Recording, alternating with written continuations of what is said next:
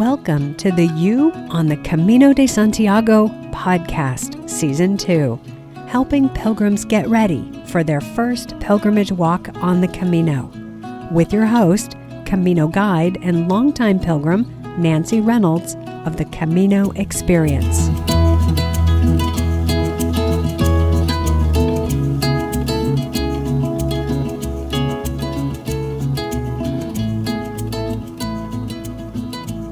Time is flying by, and here we are already in April with the 2023 Camino pilgrimage season underway.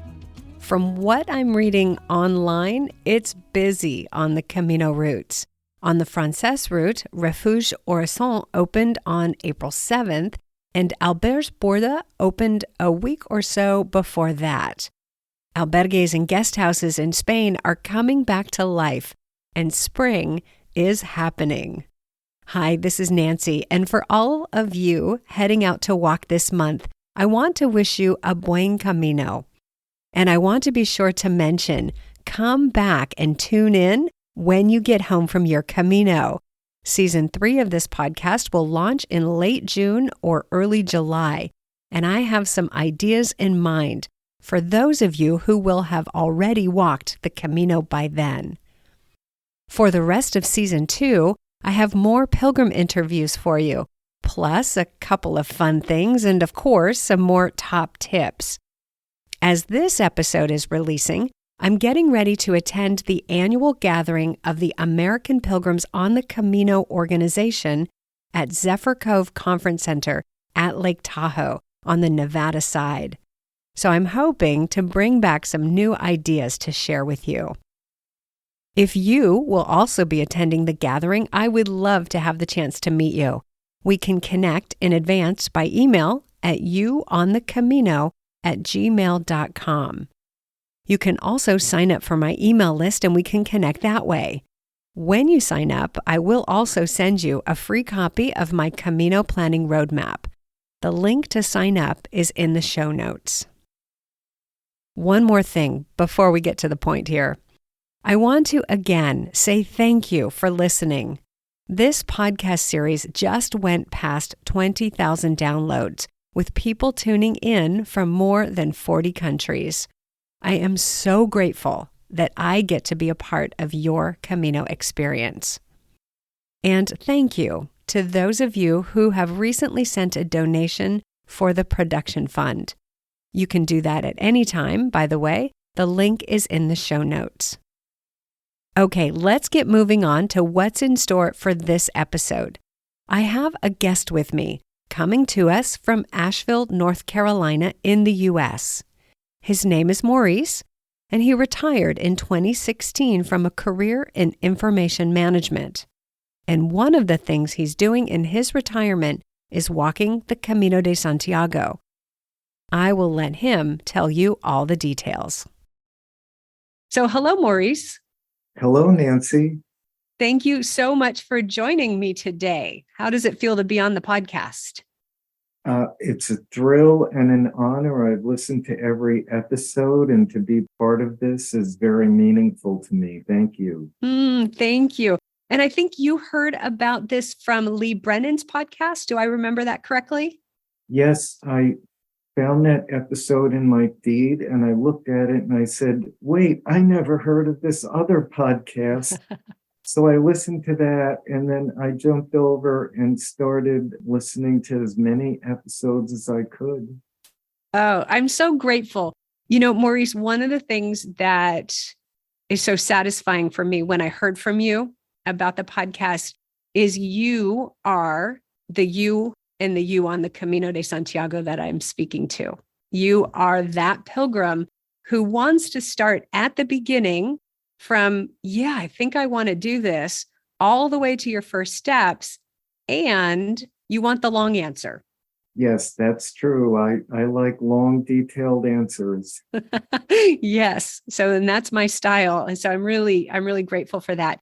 So let's let the audience get to know you a little bit. And if you would start by sharing with us, it's what I call put the pin in the map. And if you would talk with us about, in general, when you're going, what route you're going to tackle, and how long you plan to be on the trail. I will be starting the Camino Francés from St. John Pied de Port in mid-September. And I think I will finish by the end of October. I also hope to continue on to Finisterre. Fortunately, I don't have a job that I have to run back to, so I can take as long as I like and enjoy where I am. So I want to do the Francés because that will give me the most in common with other pilgrims that I encounter. Can you say more about that? Well, it is the most popular route, obviously, so more people have walked it. And, you know, in the local chapter of the American Pilgrims on the Camino that I participate in, almost everyone has done the Francés. There are some people who will start Portuguese or Norte as their first, but it just seems to be where people go first. And that will give me more in common with others. I like that. That's another take on being part of the pilgrim community. So, of course, on any route that you're on, you're a part of that group of pilgrims. But I think what you're saying is that when you are with your local chapter, and I want to make sure people know that this is what this is, the American Pilgrims on the Camino have chapters all over the US, and people meet up and join up. So I think what you're saying is this will give you more in common with those people who are sort of going to be your community when you get home. Did I understand that correctly? Yes, it will be a common frame of reference. You know, they'll mention a town and I'll have that, I went there too feeling. I love that. And, you know, Maurice, what I really love about that is you're looking ahead to after the Camino. So walking the Camino is this experience and this big pilgrimage and whatever it's going to be for you. And then there's life after the pilgrimage. And so you're already looking ahead to what your experience will be after. Yes, very true. I like that. Well, but we still have to talk about the experience and what you're planning for and how that's all going. And I would love to hear about how are you approaching planning for walking the Camino? Well, one thing I should say is, although I've been hiking for many years, I'm a day hiker. I have never backpacked before. So this is the focus of my planning. I've picked out a pack. I'll be purchasing it soon. I tried on several at my local REI. I have scoured all the packing lists. I have my own. I've started to buy a few things. And I'm the type of consumer that I just don't run into a store and pick something off the shelf and get out as soon as possible. I do the research. I want to know what the alternatives are. Why do you pick one thing instead of another based on what criteria? So I have been deep into all the information about what's typical for a Camino and what I would need and what to leave behind. So just getting the stuff has been a big part of my planning. Well, what I'm hearing in that is people could hear that a couple different ways. They could hear, my goodness, this guy's an over planner. He's going into detail. Can't he just get on the plane? But what I hear in what you're saying, Maurice, is that you actually enjoy this process. And for you, this is part of the journey. Would you say that's true? Yeah, that is how I am. Now, you just mentioned something that I try to keep in mind. At one of the meetings of our local Camino group, one of the first things one of the veterans told me was don't overplan. I am still working on learning that lesson. So you remembered it, but we're going to negotiate that point. Right. So I'm trying, and I should say also, just this morning, I re-listened to your interview with David. And one of the great points he made that was so helpful to me was do the best you can. And if something doesn't work, you can replace it in Spain, leave behind what doesn't work, get what will work. Don't worry about it. It'll all be okay. That was such incredible advice because so many people think that you've got to have it all right. It has to be perfect. It has to be the right this, the right that before you leave, or your Camino will be ruined. And I was just talking to a friend about this yesterday. When I walked the Camino the first time, second, third, fourth, probably the first 5 years, I just went and figured it out. There was nothing in English available that could help me get ready. And part of the experience for me of the Camino was learning how to problem solve, learning how to fine tune. And we were talking about how on the first week of the Camino, that's when you're figuring out your physical existence. You've got this backpack and you've got 50 things that are in the backpack. You don't realize it's that many, but they all need a place and they've got to go here and they've got to go there. And where do I put this? And shoot, that's at the bottom of the pack and I need that now. And I got to take out everything. And so many people now, I think, are thinking, I've got to get that right. I've got to get that dialed in before I go. But that is the pilgrimage for people. That for me was the getting to find my way and getting my legs under me. So true. And I understand this intellectually, and I'm working on living it emotionally. I love that. So we're going to have to talk with you after your walk to see how that all comes out. Actually, we'll talk to you before you go because you still have, what are we, 5 months away from September? 5.5 months away? Mm-hmm. Yeah, quite a bit of time. Yeah. So when did you decide I'm doing this? How long has it been? Well, I'd like to say the very first time I heard of the Camino was when I read a novel called The Pilgrimage by Paulo Coelho, a Brazilian writer. Mm-hmm. And I read that book in 2005, and it just didn't sink in that this is something people do. Mm. But I remained aware of it. And then early during the COVID lockdown in spring 2020, I started reading more and more about it, and I felt drawn to it. I saw this as a community of people, literally worldwide and across centuries, that was doing something magnificent, and I felt drawn to want to be a part of it. And I kept finding out more and more. There wasn't one particular day where I said, I'm doing this. I hear some people watch the movie The Way, and that's their light bulb moment. And they can tell you there was a before and after. Mine was a sort of blend into it. And then earlier this year, it was like the first week of January, after dinner one night, I said to Wendy, there's something I'd like to do this year, and that's walk the Camino. And she said, okay. And then that was another beginning for me, because then it wasn't just a thought, it became a plan. What does she think about this idea? This is your wife, yes? Yes, my wife, Wendy. And well, she encouraged me and said, okay. And oh, by the way, we have friends in Valencia, Spain, American expats. So we'll go visit them.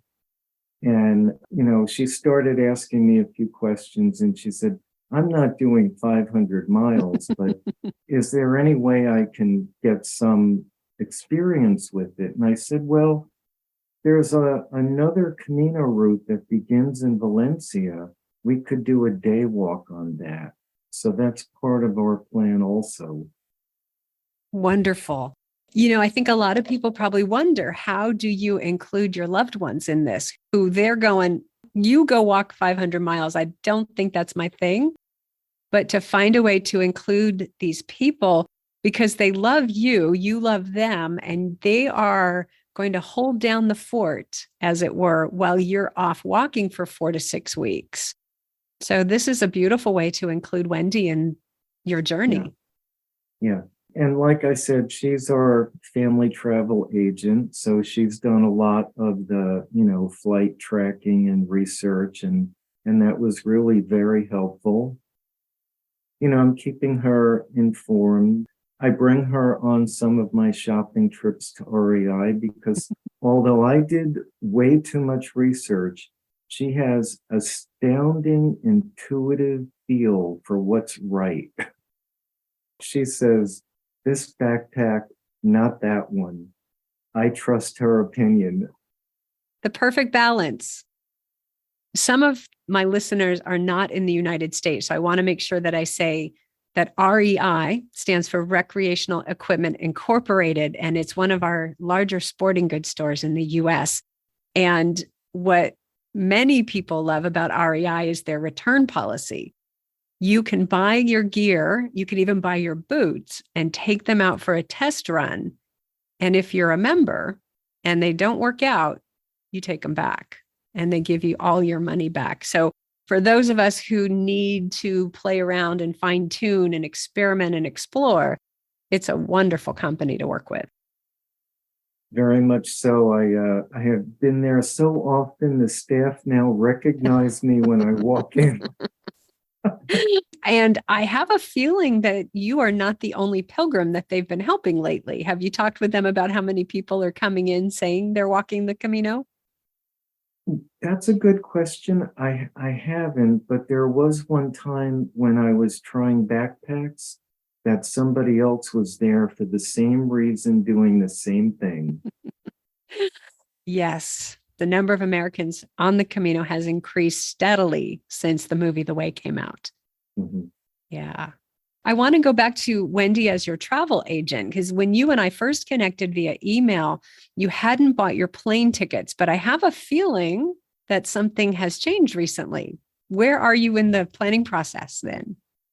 Well, we had been tracking the prices, which were kind of high, like $1,600, and they weren't really budging. And we, follow all these travel site emails that tell you when to buy and when to be serious about it. So yesterday I got home. She had a piece of paper in her hand with the new lower airfares, and she said, "It's time to buy. Let's go to the computer." Mm-hmm. So just last night I got my flights booked. So it feels much more real now. Aside from real, how does this feel? It's exciting. It's thrilling. It's happening. Yeah, because you had mentioned, well, initially you would prefer to wait to have our little conversation here until your flights were booked, so it became more real. Now it's real. Yes, it is. Yeah. Wow. Okay. And just for the listeners' benefit, I want to mention that Maurice and I are talking on March 28th, 2023, and he is leaving in the middle of September. So that's the window, five and a half months ahead. And one of the questions that Maurice, that you asked me early on was, what's the window to buy tickets to get the best fares? And I usually say 60 to 90 days before departure, but the truth is we don't know. We don't know. The airlines seem to have a mind of their own. And so you did what I always do, and what I advise people to do is to set up some tracking. And what did you use to track flight? What websites were you using? Google Flights and Kayak. And I originally found the flights using that site that you had recommended. What's it called again? It's Matrix ITA. Yes, Matrix. Yeah, I'll put that link in the notes. And it's also in the list of top 10 tips for people who sign up for my email list. I've got a free copy of my top 10 Camino tips that don't usually make it on the top 10 lists. So I'll put the link in the notes so people can sign up and get that list as well. Yeah, that's my favorite. That was a very helpful tip. Excellent. So the way that you have been with your backpack is me with flights and trains and buses. I look at everything, every iteration. When I'm picking my flights to Europe, the top places to go in are Madrid and Paris. But just for the heck of it, I also check London and Dublin and Amsterdam and, all these other places that I could visit. And I love those travel fantasies, I guess. So you're booked. Yes. Okay. What is next on your planning and preparing to-do list? Well, I have a lot more things to buy. I've purchased a couple of things. I think I'm going to be getting a lot more in the next few weeks. I've started doing some training, but then I got distracted by other things. I've done 12-mile walks or hikes. Actually, this week, the local Camino group has a monthly walk around the city that is 15 miles. So that'll be part of my training. Wow, that's a big walk. Yeah, that's a big walk. I've done it before. It's got hills and bridges, so they have done a very good job of reproducing some of the Camino experience. I'm planning on doing my more intense training in July and August before I go. Mm-hmm. I mean, if I train now and then I drop it, I'll lose it. Yeah. And, the other thing I've started thinking about is to pull back from all the research I've been doing and give up the idea that I have to know everything about what I'm getting into, so that when I'm there, it's a discovery and not, okay, here's this town, check that one off, or here's this particular site. Okay, I've been there. Yeah. That is, in my opinion, the best way to go at it, because we do need to do some planning before we go and some preparations before we go. But when you get there and you can be in the moment, that's one of the greatest gifts of the Camino. So imagine yourself, you're walking for almost 40 days, it sounds like, right around 40 days. And every day you're getting up and packing your backpack and walking to your next destination. And when you get there, you'll do a little bit of laundry, take a shower, get something to eat. If you could look ahead and imagine yourself halfway into this, who are we now? What are you seeing? That's a great question. By halfway, this is the first time I've done that. This is the first time that's happened to me. Some of that may be in the past. Of course, more surprises to come. So I will feel broken in, is a good way to put it. Like the way your boots soften up after enough hikes. And more confident, more present. Ideally, I might be with whatever family or group of people I'm walking with.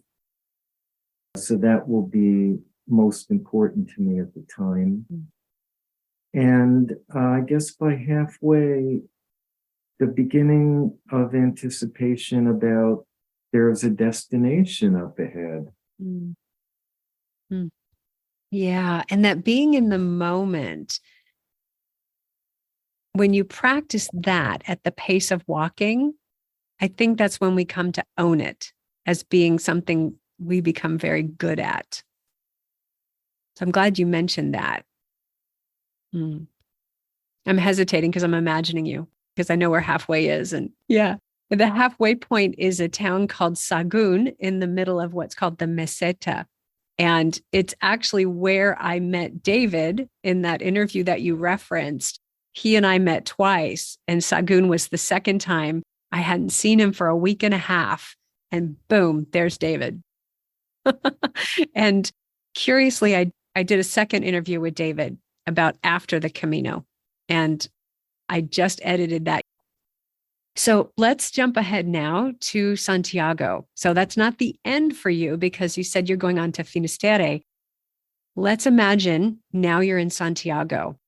and you have become fully pilgrimed. You are in your heart and soul and body, every cell, you are a pilgrim, and you're looking now to the walk to Finisterre, or Finisterre, as it's also called. And who are you now? One thing that bothered me a little bit early in my planning, when I thought, I'd like to see a Finisterre also, and not just end at Santiago, was would I be confused about whether I was quote unquote done or not in Santiago. And based on a conversation you had with somebody else, I can't unfortunately remember the episode or the person, I suddenly had the insight about the difference between a destination and an ending. Santiago is a destination for me. It's not the end of my pilgrimage. And neither actually is Finisterre, because the Camino continues even at home. So I now think of this as more of a spectrum and not I'm at a place and it's over. Okay, that gave me chills. That is wonderful. A destination, but not an ending. That is such a clear distinction. I'm so grateful for that, Maurice. Yeah, that's the question I want to give to everybody. Where does this end? And if it doesn't ever end, what are you doing with that? Yeah, very good. And the thing is, too, is when you get to Santiago, if you realize that maybe for you, that's the end of your pilgrimage, then you can still walk to Finisterre, or you could get a bus, or you could go join a tour. And you, at any point on your Camino, can adapt and adjust your plan and do something different. And I think that's part of the mystery. One of the things I like to say is, no matter how you do this, no matter how much you plan and prepare, whether you book things in advance or you turn up each day to get a bed, it's still going to be a mystery tour if you go with that attitude of discovery. So I love that you use that word. You've reminded me that although I have this plan to go to beyond Santiago to Finisterre, I also know in my mind I can change that at any point. I can get to Santiago and I can feel this is it. I'm whole, I'm complete, I'm here. I don't need anything more. And that's the perfection of the pilgrimage. And it comes with that awareness, that individual awareness of what am I doing and why. Oh, I'm cheering. Okay, so I want to go back to your planning process. I've got notes. That's what I'm looking at here. Have you come across any challenges or frustrations in your planning process? Because I get the part that you're loving, and I understand that. But have there been anything that you're like, oh, this is not my wheelhouse? Any challenges? Well, the first one was just learning about all of the kinds of clothing I can get and backpack and other stuff. Sleep liners, I never heard of such a thing. So just getting that body of knowledge and the confidence to go get what will be good enough to start. That was one challenge. Finding the balance between planning and being open to whatever happens. And I don't want to plan so much that I'm following an itinerary and I've got to go from A to B and anything like that. So those have been some challenges I've been getting over. One of them now, because of the anticipation, is I feel like I'll spend 6 months or more talking with people about it, and the whole thing will take less than 6 weeks. Well, it's like a good meal. The chef spends 3 hours preparing it, and we eat it in 10 minutes. That's a great analogy. Perfect. But it doesn't diminish the importance of the meal. and it doesn't diminish the quality and the significance of the experience. Yeah. And one more challenge was, and I've heard this advice from many sources, clarifying, why am I doing this? Why did I feel that call, so to speak? And for me, it brought me back to one of my core beliefs, which is the interconnectedness of everything and how community is an outgrowth of that. And I see this as a community, and it's a community I want to be part of. And that's my motivation. I deeply respect the traditional religious pilgrimage this has been, and I can't say that that's me. But it doesn't mean that it isn't a significant life event for me. Even a pilgrimage, in the sense that a sacred place to me is belongingness and community. And if my Camino brings me that, then it is, in a way, a pilgrimage. Just from this conversation, I don't think there's any way it won't bring you that. I think you can expect that. And I think when we go with an attitude of expectancy rather than a list of expectations, and that sounds like what you're doing, that's when we draw to us those experiences and those connections that we're seeking. No, I can't wait to talk to you after. I think too, I've thought about this over the years. It's a Catholic pilgrimage in origin, but so many people say, well, I'm not Catholic and I'm not even religious. I'm spiritual. In one of the groups I led, I had a woman who was an atheist. Anytime I would talk about the spiritual aspects, she'd just kind of tune out, which is fine. We all do this our own way. What I would suggest is that even people who don't claim a religion or a religious affiliation or even spirituality, we still have some deep questions just because we're human. And you used the perfect word, and that was belonging. I think that we're wired to want to belong to our communities or belong to our people, or people use the word tribe. It's a sense that we are part of something bigger and more than us. And I think that's pretty universal. That's a perfect description of how I feel and what I think about this. Wonderful. This is great. I can't wait to hear more as you go and as you get ready. Yeah. Anything else you'd like to share with me and with my listeners? There are 3 things I've been doing that I think are going to be very helpful to me, and they may or may not matter to other people. I do tons of walking and I hike as often as I can, and I always use my watch to track the distance and whatever. So I've changed the settings to display kilometers instead of miles, because I want to start thinking metrically. Yeah. And the other thing I've started paying attention that's similar is, on a lot of packages now, it's got both units of measure. It'll have ounces and liters, ounces and grams. And I'm paying more attention to that, because when I'm in Spain, I want to not have to translate consciously all the time. I love that so much. I don't know if you remember, one of my tips was to start thinking in kilometers. And I remember exactly where I was on the Camino Francés when I met a woman who told me, you need to think in kilometers. And she told me that her pace was 4 kilometers an hour. And that meant that if you want to walk 20 kilometers, it's going to take you 5 hours. That was easy math for this brain, because I don't do a lot of math on purpose. And so I tracked my own time, and it was 4 kilometers an hour. And you are absolutely right. Being able to think in that measurement makes it such a different experience.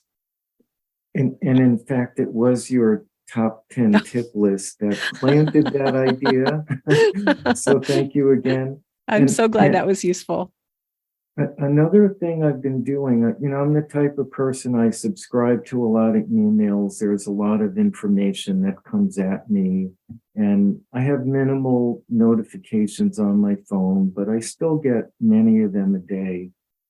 And I'm starting to weed them out. I'm unsubscribing to things. I'm turning off notifications, because when I'm on the Camino, I want as few distractions from home as I can have. Now, I'm certainly going to check my email, but I only want to see friends, family, or really important things, and not just a newsletter that's of passing interest. And one other thing I did, I had on one of my feet a callus for many years. It never bothered me. It was there. I would notice it. And then I said to myself, I don't want this to blow up when I'm doing 15 or 18 miles a day every day.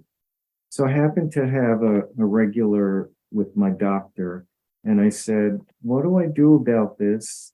And he said, go see a podiatrist, which I did. And that is resolved now. And I would say, if you have anything you're concerned about on your feet or anything on your body, don't let it be a reason why you can't finish. Deal with it now. Great advice. So I think I caught three things. You said you had three things. You had start thinking in kilometers. Right. Limit the distractions and start doing that now, which is a great idea. And go see a podiatrist.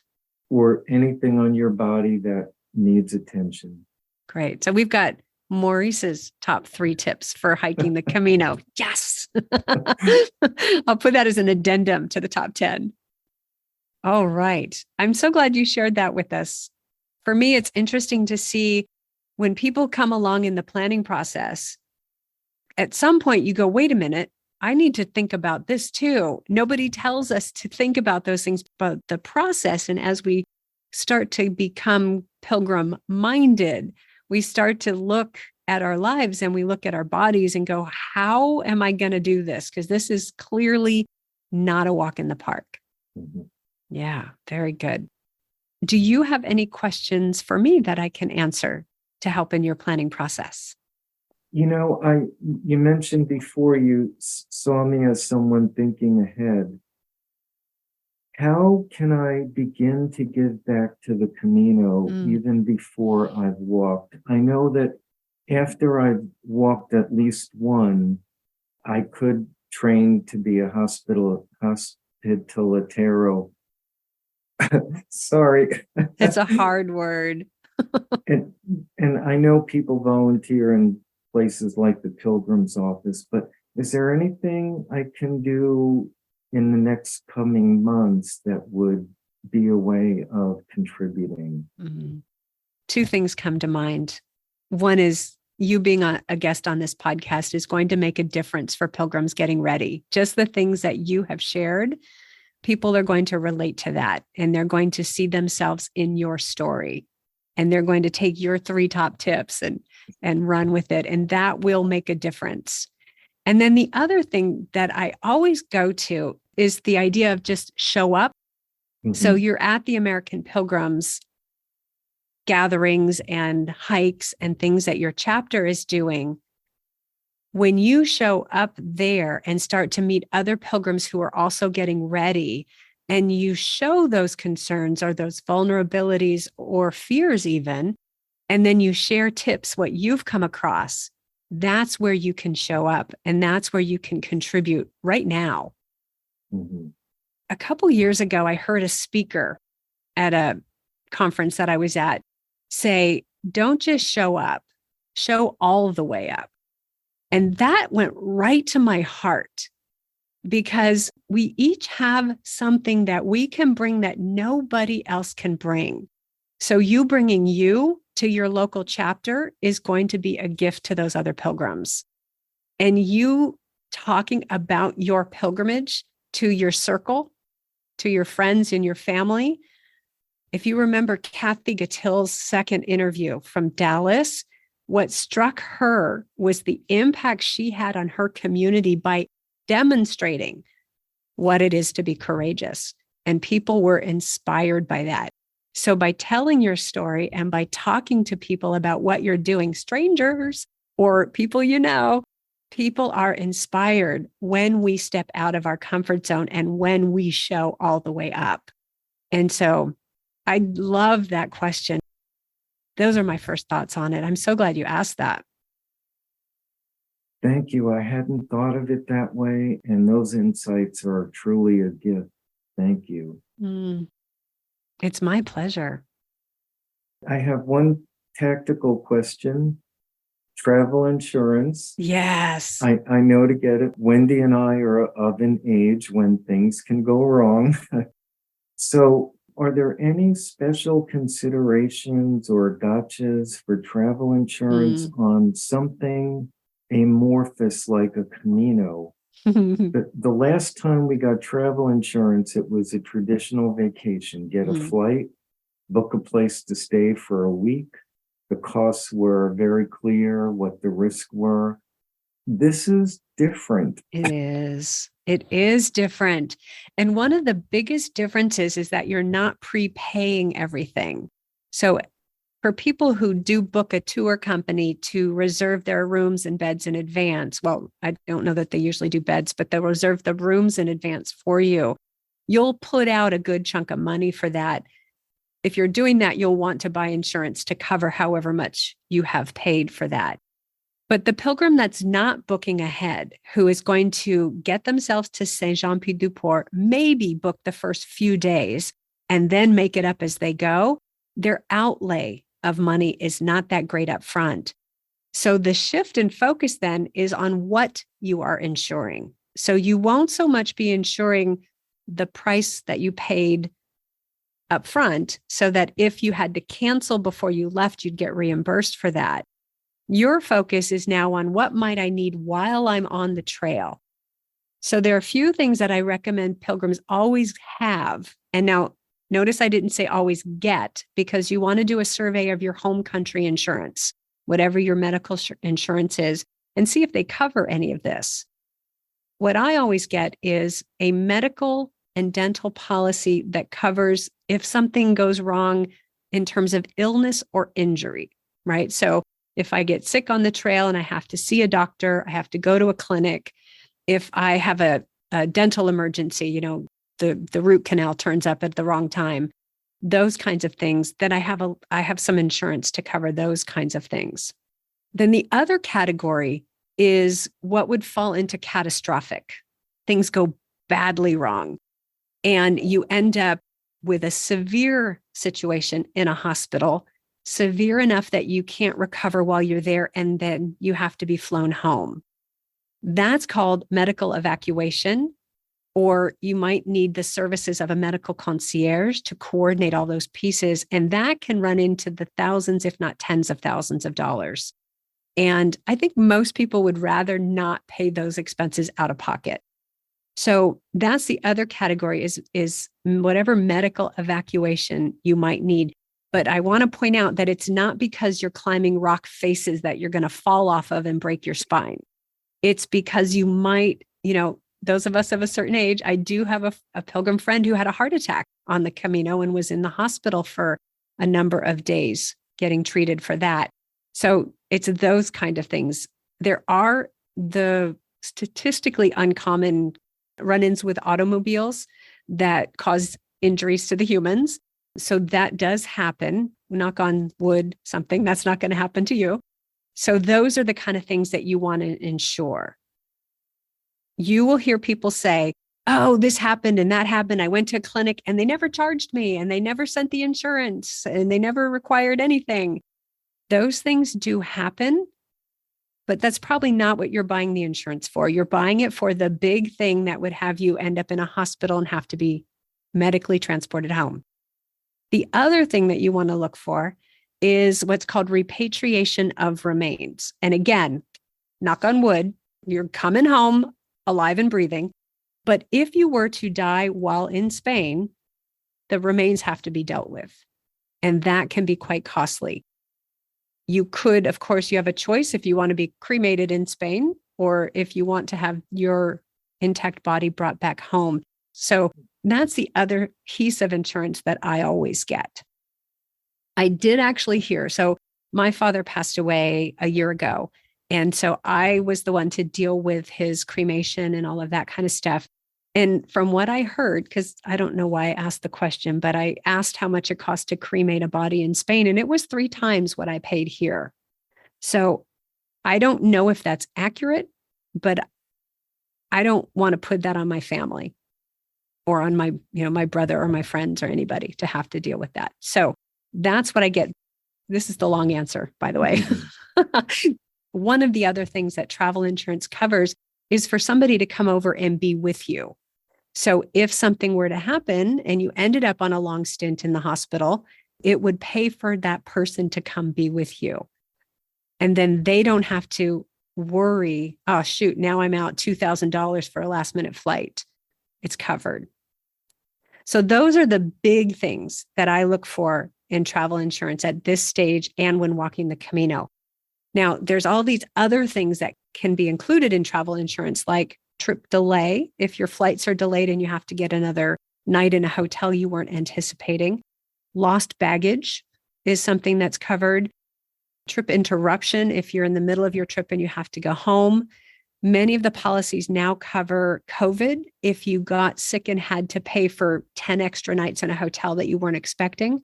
So the lesson here is to read the fine print and choose what you feel you need for your comfort level and your financial position. That's extremely helpful. Thank you. Again, the long answer. Yeah. The other thing I want to mention is many credit cards in the US, and unfortunately, I can't speak for credit cards in other countries, but I believe some of it's tied to Visa and MasterCard, which are international companies. So do check. But many credit cards offer some level of travel insurance, like the trip cancellation, like the trip delay, lost baggage, things like that. So if you read the fine print on those, you may find out you already have those, and then I'm not going to worry about buying it again. See, that's the thing, is you don't need to buy it twice. So in terms of companies, there are many, many companies that offer travel insurance. And if you went on Facebook and asked that question in one of the Camino groups, if you got 10 answers, there would be 8 different answers. So what I use is a website called squaremouth.com, and I'll put that in the notes as well. I use them to compare and just see if the company that I usually use, if they're still competitive and if there's anything better. I use a company called 7 Corners, and I like them because their policies are very affordable. They have options so that I can get just the coverage that I want. But what I do want to mention is I have never had a claim, so I don't know how they'll be when I have a claim. That said, here's a tip for how to get a sense of your travel insurance company. One of the things I often do when I'm getting ready to buy their insurance is I come up with a question and I call their customer service line and I ask them my question. I'm looking to see how responsive they are, how informed they are, how customer service oriented they are. And if I don't get a good feeling from that phone call, then I won't buy from them again, because it gives me an indication, not a guarantee, but an indication of how they might be if I called with a claim. And so the last time I was in Spain, I had something I had to have checked out. I had a thing going on with my eye. And so I called them and said, okay, I'm going to go get help. What documentation do I need? And the gal who helped me was so thorough and so helpful. It gave me tremendous peace of mind to know that I was with a good company. So that's a tip. Call before you go, call before you buy, and ask them a question. That's great advice. And the last time we got insurance, it was 7 Corners from Squaremouth. So excellent. Well done. Very reassuring. Excellent. Thank you for everything you've done. It's been such a great help to me in my planning and preparation. I'm so glad. It's so satisfying for me to hear that, because that's why I'm here. Yeah. Excellent. All right. Well, if you don't have any more questions, we'll go ahead and wrap this up.